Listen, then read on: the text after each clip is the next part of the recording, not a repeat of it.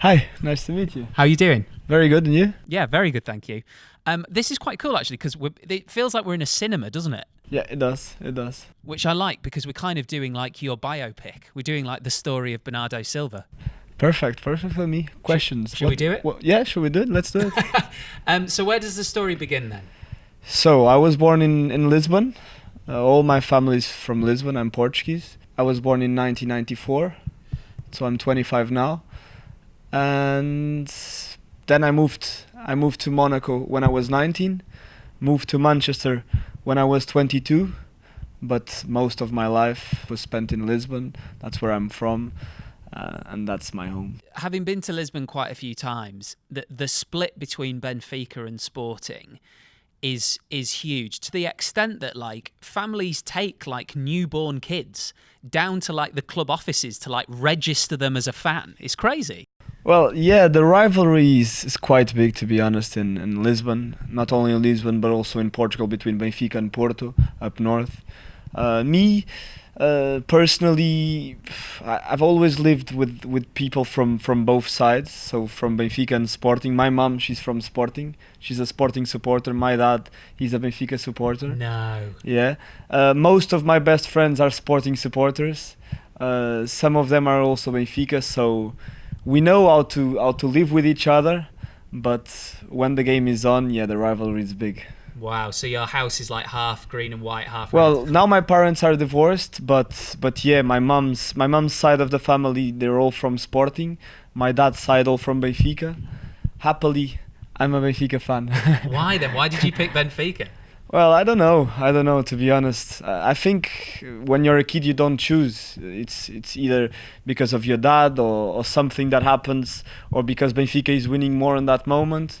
But as I said, happily, I chose Benfica because I think it's the best club in Portugal. Maybe it's because I'm a supporter, but I think that.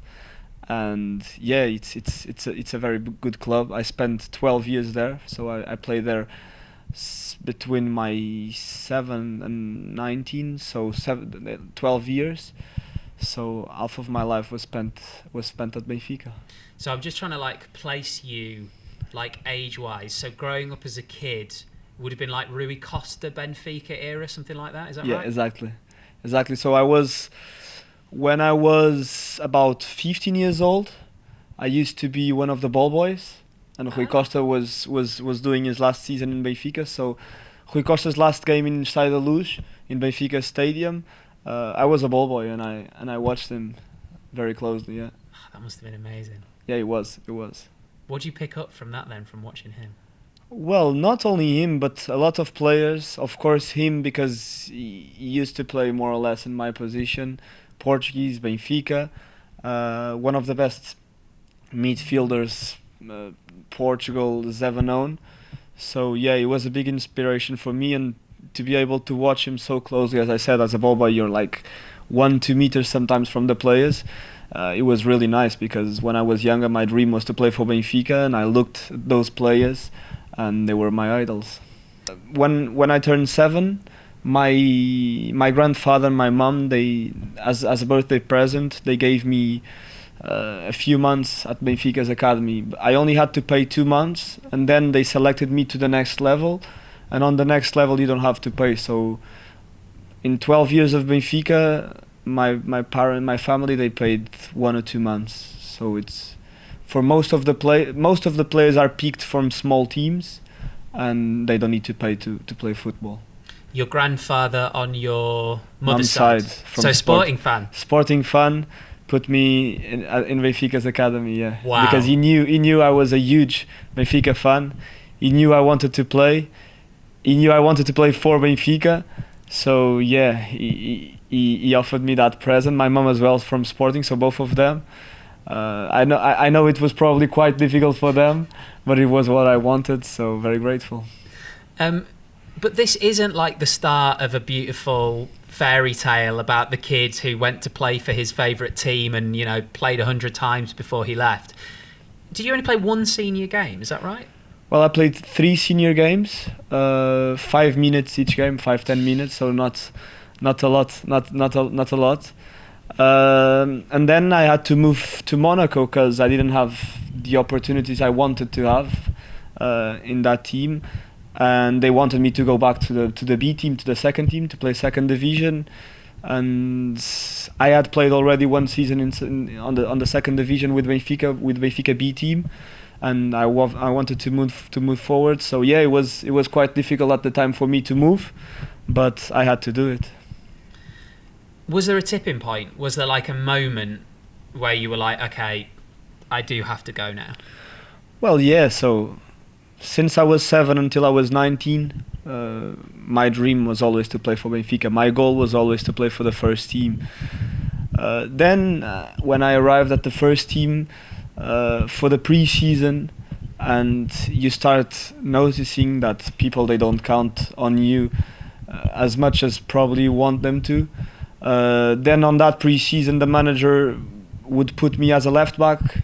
Left back. So yeah, and I'm not questioning the options. So yeah, these options naturally.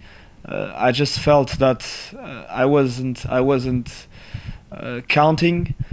So I had to find other ways to be happy and to play football in a place where I would have good opportunities in a good level. So I spoke with my agent, with Jorge Mendes, and he said, yeah, let's go find some new opportunities for you, because here, as you can see, it won't be good for you. So yeah, that was the point. So when I realized that I had to train as a left back, when I spoke with the manager at the time and he wasn't counting on me, he said, yeah, it will be difficult for you. Then 1 week before I left to Monaco, they sent me back to the second team, so I didn't want to play another year on the second team, so I had to leave. Yeah, and it was a good choice. Honestly, it was a good choice because Monaco was a fantastic opportunity for me, and I spent 3 fantastic years there. It's funny, a lot of people last season in the Premier League were like amazed by the Liverpool-Manchester City title race. But you kind of have experience of that because you won the league with Monaco against PSG in that same scenario where you basically have to just win every time you take the field. Well, yeah. Last season against Liverpool was very, very tough.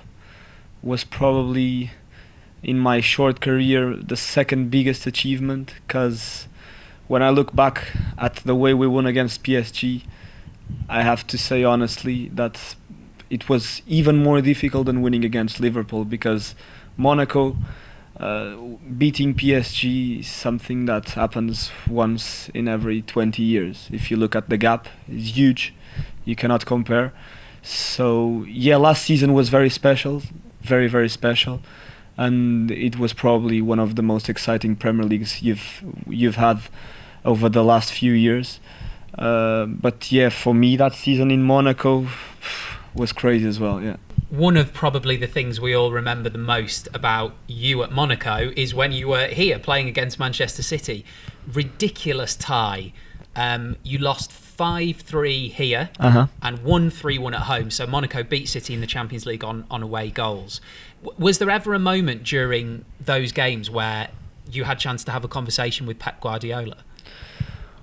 Well, so yeah, after the first game when we lost here at the Etihad 5-3, and I was doing some interviews after the game, and we crossed each other, and he came to me and he said, congratulations on the game, you're a very good player, keep going this way.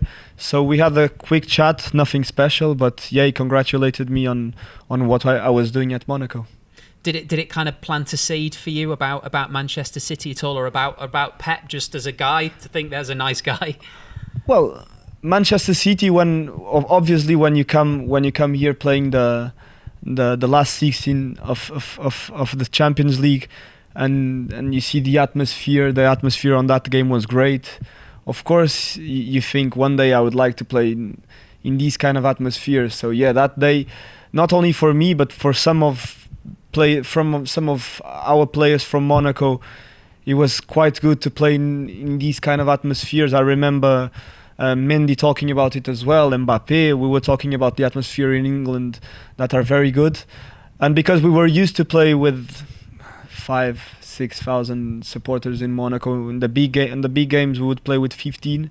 To come here and to play with 60,000, or to go to Wembley on the group stage and play with 90,000 people against Tottenham was also fantastic. And yeah, Pep, since his times in Barcelona, you always could see the way his teams played. Barcelona, Bayern Munich, now Manchester City. So he was always a manager that I was looking forward to one day work with. So when the opportunity arrived, I couldn't say no. You listed some of the players there from that Monaco team, and we could go on all day. There are so many. Also, players like Fabinho was in that team, wasn't he? Bakayoko. Fabinho, Bakayoko, Lemar, yeah. Mendy, Falcão, Moutinho. It wasn't a bad team. Yeah, it was a very good team, honestly, and it was a team that played without any fears. So I enjoyed a lot my time there. Yeah. I really hope this story is true. I heard that you and some of the other players at the time, when it became clear that Monaco were going to sell some of the big names, that there was a WhatsApp group. You're smiling. Is this true? No, there was a WhatsApp group for the team. Okay. And what was the name of the WhatsApp group at that time? Was it Transfer Market, or is that not true? For a few hours it was, because people were making fun of that. Yeah. Because, well, we knew that a team like Monaco, when you reach the semi-finals of the Champions League, when you beat PSG winning the league, that some of the biggest clubs in Europe will want to buy some of our players. So yeah, for a few hours we were making fun of that, but nothing serious. If I had to guess, the person responsible for that joke would be someone like Benjamin Mendy. Probably, yes. Let's pause in terms of your club development here, because we're around the time of what must have been a really weird period for you with the national team. As you think a bit previous to that Champions League tie with Euro 2016, you were not quite recovered from injury in time to go, and of course Portugal won the tournament. Mm-hmm. What was it like watching from sort of outside the bubble? Well, to miss that Euros was difficult for me, because I did all the qualifying games. So I was already playing for the team for 2 years, playing most of the games on the starting 11. And then when on the last training of the season for Monaco, I got my injury and I couldn't go to the Euros. Yeah, it was quite tough for me. Then obviously as a Portuguese, to be able to see my country win the first title was fantastic. I think it was fantastic for all of us, because we deserved it after going to the final in 2004, going to a lot of semi-finals of the World Cup, of the European Cup, and most of the times losing on penalties. To win that European Cup was very good. So yeah, I was very proud, as all Portuguese were. Yeah, we know all about penalties in this country, don't worry. Yeah, you lost a few times against us as well. Yeah, once or twice. Yeah, we all. Yeah. Where'd you watch the final? I was on pre-season with Monaco. If I'm not mistaken, we were in Switzerland, so I was in the hotel. Playing against France as well. So were you watching it with? I was watching with. I didn't watch with my French teammates. Right. They watch in a room all together. I watched with my Portuguese teammates and Brazilian, because at that time we had quite a few players from Portugal and Brazil playing for Monaco. So I remember I was watching with Fabinho, with Ivan Cavaleiro that last year was at Wolves, with Elder Costa was at Wolves. I think Vinagre at Wolves as well. So we were watching it all together. And the French guys were watching all together as well. So you recruited the Brazilians to play for you? you? The Brazilians were on our side. Like Deco? Yeah. You must have had some fun after that then with your French teammates. Well, yeah, some of them were quite upset, but it was fun. It was fun for us to be able to celebrate with them there. But yeah, I know it was tough for them to lose the final at home in Paris. Against Portugal, you have a lot of Portuguese people living in France. I think the second city where you have the most Portuguese is Paris. So Lisbon and then Paris, not even Porto. Faro, Paris has more Portuguese people living there than Porto. So yeah, it was fantastic for us, and I can imagine difficult for them. Let's talk a bit about Cristiano Ronaldo, because we all know him as a footballer. Okay. Know almost everything about him as a footballer. The whole world does. What is he like as a bloke, just as a guy? Well, he's a normal guy. He's a nice guy, a normal person. People sometimes look at us football players and they just think that we're from out of this world. The way they look at us sometimes, the way they speak about us, but we're just normal people. And Cristiano is one of us. Obviously, when you look at him, you're looking at one of the best players ever. So, yeah, I understand why people want so much to know more about him. When I first joined the national team, he was already the captain, and the way he welcomed me and everyone that comes new is fantastic. He's a great captain, and it's a pleasure to play with him, not only as a player, as a captain, as a person. He's a nice guy. So what does he do to welcome you then? Like, well, first of all, you have to sing. of course. No, but the way when new players come and in the training sessions, he goes speak to you, say you have to do this, do this, and explains how the team works, the way the team wants to play, the manager ideas as well. So yeah, it's always easier when you have the older players explaining things to you and helping you. So when I first arrived at Man City, I remember Fernandinho, David, the older players were helping me a lot, and that's nice to see. So when I first arrived at the national team, I was playing already with Moutinho in Monaco. He helped me a lot. And players like Bruno Alves, like José Fonte, like Cristiano, the older players would help me a lot, and that had a big impact on me. Speaking of singing, you've got a decent voice, haven't you? I heard. Oh no, to be honest, It's not bad. It's not bad. It's not bad. I sing in the shower, so yeah, I practice a lot. I heard you singing Wonderwall the other day as well. Wonderwall, yeah, for the television in Portugal, Channel 11, yeah. Man City fans like that, I think. I think they liked it, yeah. It's the first song we listen to every game we have. So when we first arrive at the dressing room, it's the song that's always on. So yeah, Wonderwall from Oasis. They're from Manchester. They're big Man City supporters. So it's kind of a big deal for not only the players but especially the supporters.